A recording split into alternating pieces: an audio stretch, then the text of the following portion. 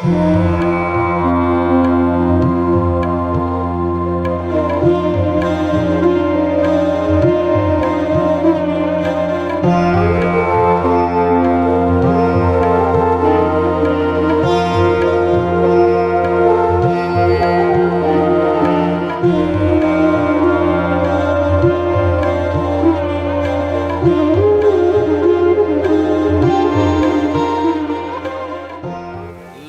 ਤੋਂ ਅੱਜ ਦੀ ਸਵੇਰ ਦਾ ਸਲਾਮ ਸਭ ਦੋਸਤਾਂ ਨੂੰ ਅਹਿਮਦ ਰਜ਼ਾ ਵੱਲੋਂ ਸਤਿ ਸ੍ਰੀ ਅਕਾਲ ਔਰ ਨਮਸਕਾਰ।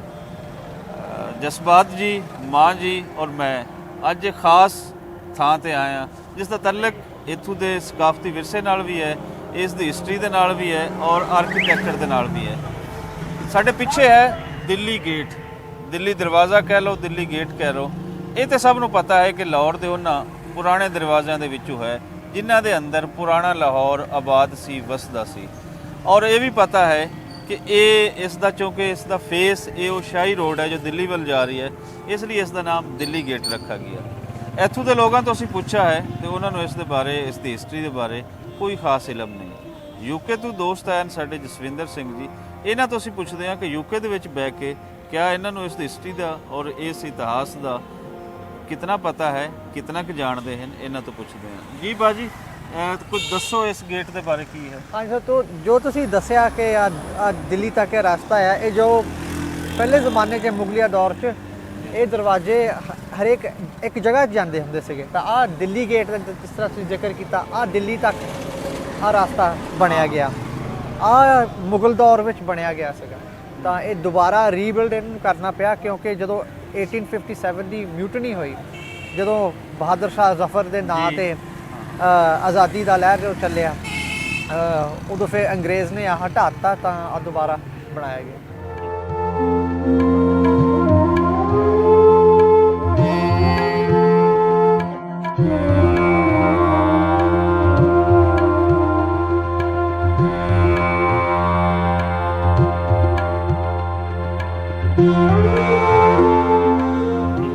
ਅੱਛਾ, ਕੀ ਖਿਆਲ ਹੈ ਤੁਹਾਨੂੰ ਇਹ ਚੀਜ਼ ਲਾਹੌਰ ਦੇ ਅੰਦਰ ਪਿਛਲੇ 3-4 ਦਿਨ ਤੋਂ ਕੁਝ ਜਿਹੜੀਆਂ ਪੁਰਾਣੀ ਬਿਲਡਿੰਗਸ ਹਨ, ਵੈਸੇ ਤਾਂ ਅਸੀਂ ਗੁਰਦੁਆਰੇ ਵਿਜ਼ਿਟ ਕਰ ਰਹੇ ਸੀ, ਅੱਜ ਅਸੀਂ ਆਏ ਹਾਂ ਕੋਈ ਪੁਰਾਣਾ ਜਿਹੜੀ ਹਿਸਟੋਰੀਕਲ ਤਾਰੀਖੀ ਬਿਲਡਿੰਗਸ ਹਨ, ਤੇ ਇਹ ਤੁਹਾਨੂੰ ਦੇਖ ਕੇ ਦਿੱਲੀ ਗੇਟ ਨੂੰ ਕੀ ਲੱਗ ਰਿਹਾ ਹੈ ਇਸ ਦਾ ਅੱਜ ਤੱਕ ਕਾਇਮ ਹੋਣਾ? ਪਿਛਲੇ ਕੇਸ ਦੀ ਹਿਸਟਰੀ ਅਗਰ ਤੁਸੀਂ ਦੇਖ ਲਓ ਤੇ ਕੋਈ 500 ਸਾਲ ਦੀ ਹਿਸਟਰੀ ਬਣਦੀ ਹੈ। ਹਾਂਜੀ, ਕਿਵੇਂ ਦਾ ਲੱਗਿਆ? ਵਧੀਆ ਲੱਗਿਆ ਕਿਉਂਕਿ ਅੱਜ ਕੱਲ੍ਹ ਤਾਂ ਜਿਹਦਾ ਫੈਸ਼ਨ ਹੀ ਬਣ ਗਿਆ ਆ ਕਿ ਚੀਜ਼ ਢਾਹ ਦਈਏ ਤਾਂ ਨਵੀਂ ਬਣਾ ਦਈਏ।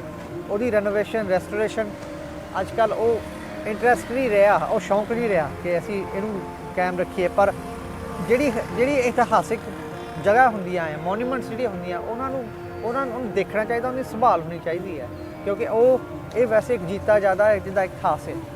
ਅੱਛਾ, ਤੁਸੀਂ ਲੰਡਨ ਦੇ ਵਿੱਚ ਰਹਿੰਦੇ ਹੋ ਔਰ ਉਸ ਦੀ ਸੁਸਾਇਟੀ ਨੂੰ ਬਹੁਤ ਅੱਛੇ ਤਰੀਕੇ ਨਾਲ ਜਾਣਦੇ ਹੋ, ਉੱਥੇ ਹੀ ਤੁਸੀਂ ਜੰਮੇ ਜਾਏ, ਸਾਰੀ ਆਜ਼ਾਦੀ ਤੁਹਾਡੀ ਉੱਥੇ ਗੁਜ਼ਰੀ ਹੈ। ਉਹ ਇਸ ਤਰੀਕੇ ਦੇ ਨਾਲ ਪ੍ਰੀਜ਼ਰਵ ਕਰਦੇ ਨੇ ਆਪਣੀ ਜਿਹੜੀਆਂ ਹਿਸਟਰੀ ਹੈ ਉਸ ਤੋਂ ਰਿਲੇਟਡ ਚੀਜ਼ਾਂ ਹੈ? ਬਹੁਤ ਜ਼ਿਆਦਾ। ਕਈ ਇਮਾਰਤਾਂ ਇਹਨਾਂ ਦੀਆਂ ਜਿਹੜੀ 1000 ਸਾਲ 1500 ਸਾਲ ਪੁਰਾਣੀਆਂ ਆ, ਤਾਂ ਇਹਨਾਂ ਦੇ ਚੈਰਿਟੀਜ਼ ਦਾ ਫੰਡਿੰਗ ਹਮੇਸ਼ਾ ਹੁੰਦੀ ਰਹਿੰਦੀ ਆ। ਪੁਰਾਣੇ ਦੌਰ ਦੇ ਜਿਹੜੇ ਘਰ ਆ ਉਹ ਕਮਿਸ਼ਨ ਬਣਾਈ ਜਾਂਦੀ ਹੈ, ਜਿੱਥੇ ਉਹਨਾਂ ਦੀ ਸੰਭਾਲ ਹੋਣੀ ਜਾਂਦੀ। ਫੀਸ ਵੀ ਚਾਰਜ ਕਰਦੇ, ਜੇ ਤੁਸੀਂ ਐਂਟਰੀ ਕਰਨੀ ਹੋਵੇ ਤਾਂ ਉਸ ਦੇ ਨਾਲ ਉਹਨਾਂ ਦੀ ਸੰਭਾਲ ਵੀ ਹੋਈ ਜਾਂਦੀ। ਸੋ ਇਹਨਾਂ ਦਾ ਸਿਸਟਮ ਬਣਿਆ ਕਿ ਉਹਨਾਂ ਦਾ ਸੰਭਾਲ ਹੋਈ ਜਾਵੇ ਤਾਂ ਲੋਕਾਂ ਦਾ ਇੰਟਰਸਟ ਵੀ ਰਵੇ, ਤਾਂ ਆਪਣਾ ਜਿਹੜਾ ਪੁਰਾਣਾ ਕਲਚਰ ਤਾਂ ਹਿਸਟਰੀ ਆ ਉਹ ਕਾਇਮ ਰਵੇ। ਅੱਛਾ, ਇਹਦੇ ਅੰਦਰ ਪੂਰਾ ਲਾਹੌਰੀ ਕਲਚਰ ਤੁਹਾਨੂੰ ਨਜ਼ਰ ਆਉਂਦਾ? ਹਾਂਜੀ, ਦਿਸਦਾ। ਤੁਹਾਡੇ ਜ਼ਿਹਨ ਦੇ ਵਿੱਚ ਲਾਹੌਰੀ ਕਲਚਰ ਬਾਰੇ ਕੀ ਹੈ ਇਮੇਜ, ਇੰਪੈਕਟ ਕੀ ਪਹਿਲੇ ਇਸ ਦੀ ਲਾਹੌਰ ਦੀ ਹਿਸਟਰੀ ਬਾਰੇ? ਲਾਹੌਰੀ ਕਲਚਰ ਜੇ ਦੇਖਿਆ ਜਾਵੇ, ਕਿਉਂਕਿ ਲਾਹੌਰ ਕੋਈ ਇੱਕ ਖਾਸ ਹਿੱਸਾ ਪੰਜਾਬ ਦਾ ਹੈ, ਪੰਜਾਬ ਦਾ ਇੱਕ ਟਾਈਮ ਕੈਪੀਟਲ ਵੀ ਰਿਹਾ ਆ ਜੀ, ਦਿਲ ਹੈ ਪੰਜਾਬ। ਹਾਂਜੀ, ਤਾਂ ਜੇ ਤੁਸੀਂ ਪੰਜਾਬ ਨੂੰ ਜੋ ਕਿਸੇ ਨੂੰ ਪੁੱਛੋ ਪੰਜਾਬ ਬਾਰੇ, ਪੰਜਾਬੀਅਤ ਕੀ ਹੈਗਾ, ਤਾਂ ਬਹੁਤ ਲੋਕੀ ਕਹੋਗੇ ਕਿ ਪੰਜਾਬੀ ਖੁਸ਼ ਦਿਲ ਵਾਲੇ ਆ, ਖਾਣ ਪੀਣ ਦੇ ਸ਼ੌਕੀਨ ਆ, ਖੁੱਲ੍ਹੀ ਆਜ਼ਾਦੀ ਆ, ਯੋਧਿਆਂ ਵਾਲੀ ਕੌਮ ਆ। ਤਾਂ ਉਹ ਹਰੇਕ ਚੀਜ਼ ਤੁਹਾਨੂੰ ਜੇ ਤੁਸੀਂ ਲਾਹੌਰ ਦਾ ਨਾਂ ਹੀ ਦੱਸੋ, ਉਹ ਗੱਲਾਂ ਦਿਮਾਗ ਦੇ ਵਿੱਚ ਆਉਂਦੀਆਂ ਆ, ਤਾਂ ਉਹ ਪੰਜਾਬ ਤੁਹਾਨੂੰ ਨਜ਼ਰ ਆਉਂਦਾ। ਕੀ ਮੈਸੇਜ ਦੇਣਾ ਚਾਹੋਗੇ ਲਾਹੌਰੀਆਂ ਨੂੰ, ਇੱਥੋਂ ਦੇ ਪੰਜਾਬੀਆਂ ਨੂੰ, ਇਸ ਤਰ੍ਹਾਂ ਦੇ ਜਿਹੜੀਆਂ ਇਤਿਹਾਸਿਕ ਜਿਹੜੀਆਂ ਥਾਵਾਂ ਹਨ, ਅਸਥਾਨ ਹਨ, ਇਹਨਾਂ ਨੂੰ ਬਚਾਉਣ ਦੇ ਬਾਰੇ ਔਰ ਆਪਣੇ ਕਲਚਰ ਨੂੰ ਬਚਾਉਣ? ਮੈਂ ਤਾਂ ਕਹਿੰਦਾ ਬਚਾਵੋ, ਆ ਕੇ ਦੇਖੋ। ਇਹਦੇ ਵਿੱਚ ਇੱਕ ਸ਼ੌਂਕ ਚਾਹੀਦਾ ਆ, ਕਿਉਂਕਿ ਜਦੋਂ ਇੱਕ ਵਾਰੀ ਤੁਸੀਂ ਆ ਗਵਾ ਲੈਣੀ ਆ, ਉਹ ਦੁਬਾਰਾ ਆਉਣੀ ਹੀ ਨਹੀਂ। ਮਾਡਰਨ ਬਿਲਡਿੰਗਸ ਦਾ ਤੁਸੀਂ ਭਾਵੇਂ 1000 ਇੱਥੇ ਪਾ ਲਓ, ਪਰ ਉਹ ਜਿਹੜੇ ਪੁਰਾਣਾ ਸਟਾਈਲ ਆ, ਉਹ ਬਿਲਡਿੰਗਸ, ਉਹ ਤੁਹਾਡਾ ਇਤਿਹਾਸ ਆ। ਤਾਂ ਉਹ ਤੁਹਾਨੂੰ ਦੱਸਦੇ ਕਿ ਲਾਹੌਰ ਦੀ ਹਿਸਟਰੀ ਅੱਜ ਤੋਂ ਨਹੀਂ ਸ਼ੁਰੂ ਆ, ਕਈ ਸੌ ਸਾਲ ਪਹਿਲਾਂ। ਤਾਂ ਉਹ ਜ਼ਿੰਦਾ ਰੱਖਣੀ ਚਾਹੀਦੀ ਹੈ। ਚਲਿਏ, ਇਹਦੇ ਅੰਦਰ ਬਹੁਤ ਹਿਸਟੋਰੀਕਲ ਪਲੇਸਿਸ ਹਨ, ਇੱਕ ਗਲੀ ਹੈ, ਤੁਹਾਨੂੰ ਸਾਰਾ ਕੁਝ ਫਿਰ ਠੀਕ ਹੈ ਜੀ। ਵਿਜ਼ਿਟ ਕਰਦੇ ਹਾਂ।